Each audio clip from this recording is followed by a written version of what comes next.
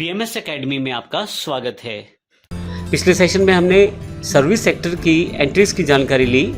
हमने ये देखा कि कौन कौन से लेजर रिक्वायर्ड है अगर हम किसी तरह की सर्विसेज परचेज करते हैं या सेल्स करते हैं, और इसके साथ हमने ये भी देखा कि हमें कौन कौन सी एंट्रीज करनी है।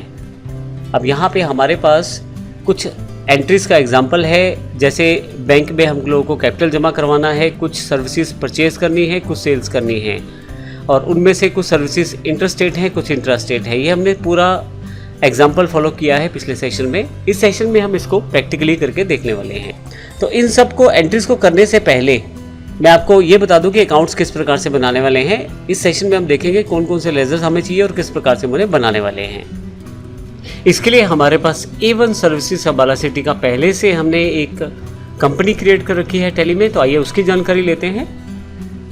तो आइए शुरू करते हैं इस पूरे एग्जाम्पल को। मैं आपको बता दूं कि इसमें मैं बिल्कुल शुरू से लेकर एंड तक जाने वाला हूं। इस सेशन में सभी लेजर किस प्रकार से बनने वाले हैं उन सब की जानकारी मैं यहाँ आपको देने वाला हूँ। सबसे पहले मैंने कंपनी बना रखी है यहाँ पे A1 सर्विसेज, में इसे ओपन कर लेता हूँ। मैं आपको ये भी बता दूं कि ये कंपनी मैंने पहले से बना रखी है। आपको कंपनी किस प्रकार से बनानी है, तो आइए मैं इसके बारे में आपको बता देता हूँ।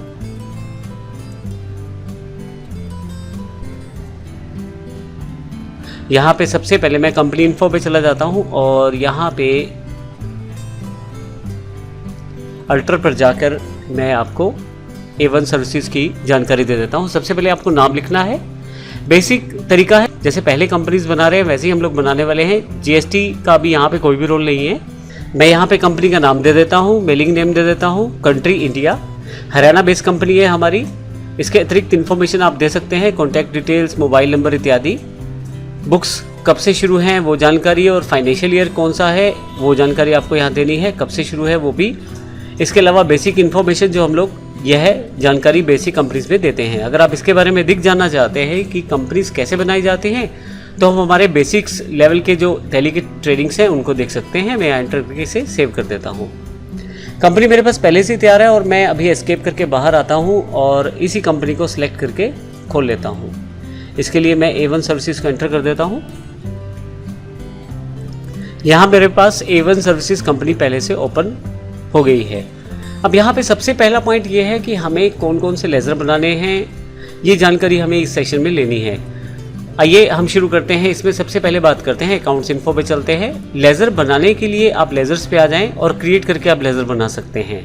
मैंने पहले से लेजर बना लिए हैं, तो इसके लिए मैं अल्टर का यूज़ करूँगा और आपको दिखाता चला जाऊँगा लेजर कौन कौन से हैं, किस प्रकार बनाए हैं। ये लेजर्स वही हैं जो मैंने पिछले सेशन में डिस्कस किए हैं। सबसे पहले capital account, capital under capital account के हेड के अंतर्गत आ जाएगा। बेसिक इन्फॉर्मेशन आप डाल दें और इसे सेव कर लें।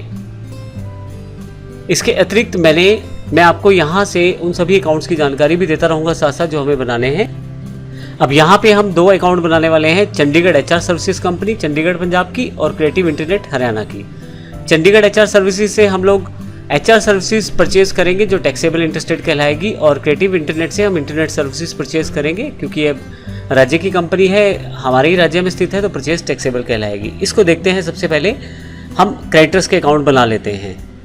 तो यहाँ पे यदि आप देखें तो चंडीगढ़ HR सर्विसेज CR मैंने लिखा है आपकी आसानी के लिए ताकि याद रहे। इंटरस्टेट पंजाब की कंपनी है ये।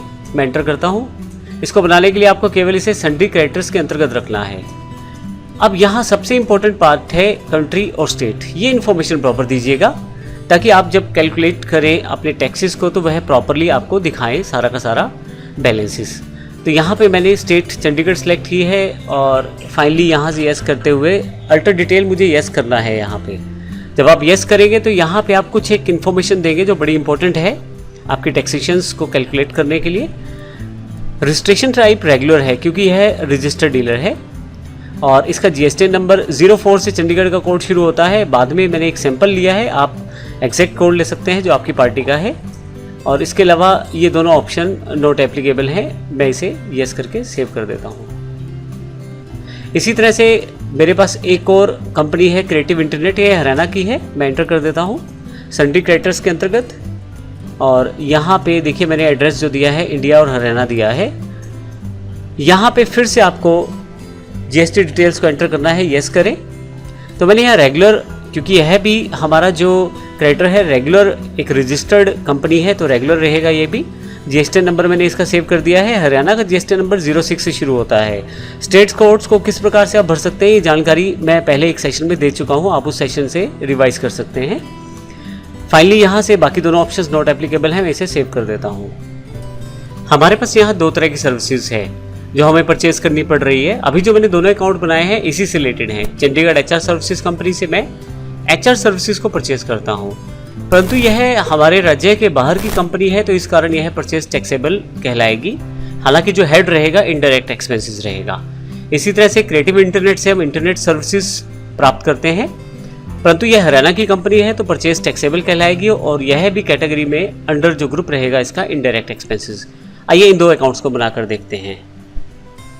यहाँ पे इन दोनों की लेजर्स भी पहले बना चुका हूँ मैं। एचआर सर्विसेज इंटरस्टेट, देखिए एग्जाम्पल के लिए परचेज ले लिया है ताकि याद रहे आपको, और इंटरनेट सर्विसेज इंट्रा ये भी विद इन स्टेट है WST, और इसमें भी परचेज वर्ड मैंने यूज़ कर लिया है। सबसे पहले एचआर सर्विसेज मैं एंटर करता हूँ इसे। अब देखिए इसको आप जब लेजर बनाएंगे तो यह इनडायरेक्ट एक्सपेंसेस के अंतर्गत आएगी लिस्ट ऑफ ग्रुप्स में। आगे आके आपको यहाँ पे GST एप्लीकेबल रखना है और सेट अल्टर डिटेल्स को यहाँ यस करना है। यहाँ पे आपको देना है कि यह किस प्रकार की आपकी सर्विस है जो आप परचेज करना चाहते हैं। क्योंकि यह सर्विस राज्य से बाहर से परचेज करनी है मुझे तो यह इंटर स्टेट परचेज कहलाएगी, और क्योंकि इस पर टैक्स लगता है 18%, इस कारण से यह टैक्सेबल कहलाएगी। और टैक्स कितना लगता है उसकी इन्फॉर्मेशन मुझे यहाँ नीचे की तरफ देना है। इंटीग्रेटेड टैक्स जो लगेगा 18%, तो यहाँ मैं सेव कर देता हूँ इसे।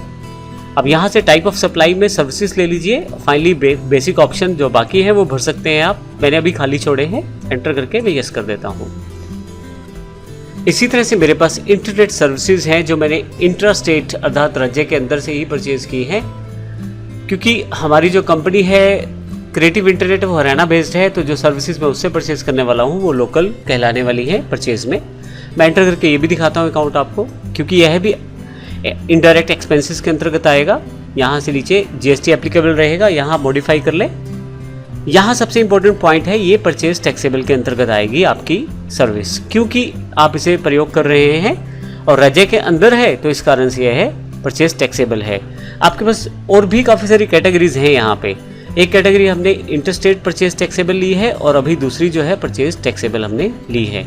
इसके अलावा आपको यहाँ पे टैक्स रेट देना है। मैंने 18% टैक्स भर दिया है और एंटर करते हुए सेव करते हुए नीचे मैं आ जाता हूँ।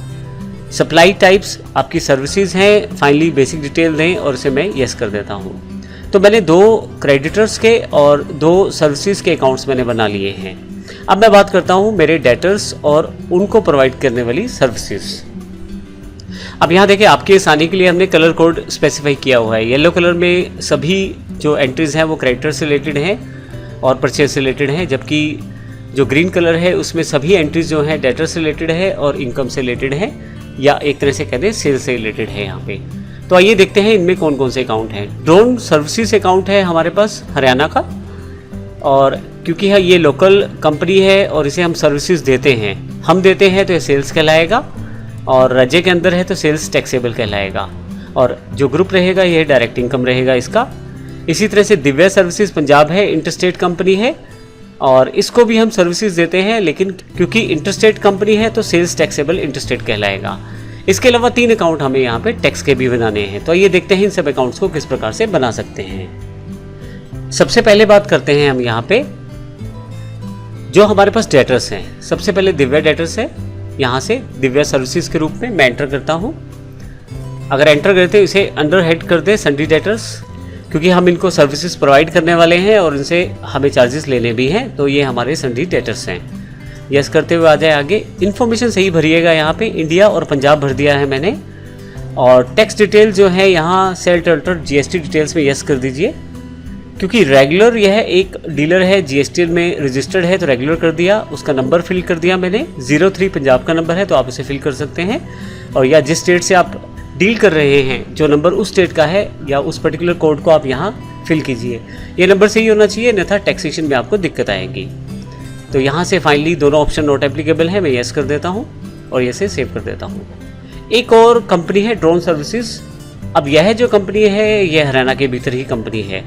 इसके अकाउंट बनाते हैं सन्डी डेटर्स में। सेम प्रोसेस है सारा, फ़र्क सिर्फ हमने हरियाणा लिया है और अल्टर डिटेल करते वक्त हरियाणा के कोडिंग का जो प्रोसेस है वो फॉलो किया है। 06 कोड हरियाणा का कोड है।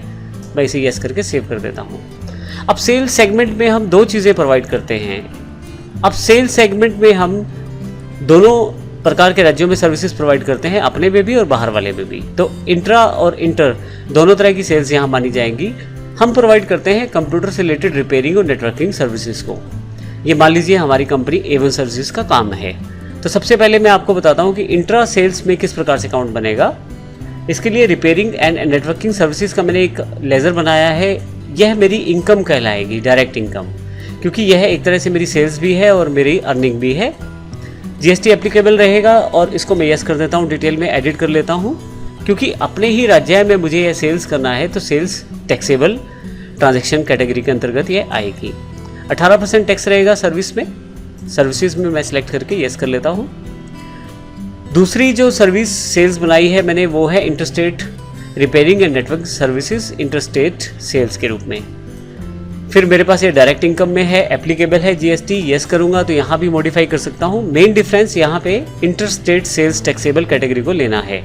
तो ध्यान रखिएगा, नेचर ऑफ ट्रांजैक्शन सही सेट कीजिएगा, अन्यथा आपकी कैलकुलेशन जो है सही नहीं होगी। फाइनली इसे मैं जो सर्विस का रेट ऑफ टैक्स है उसे एंटर कर देता हूँ 18% और यस करके से सेव कर लेता हूँ। टाइप ऑफ सप्लाई में सर्विसेज रखिएगा, क्योंकि हम सर्विसेज में ही डील कर रहे हैं इस एग्जांपल में।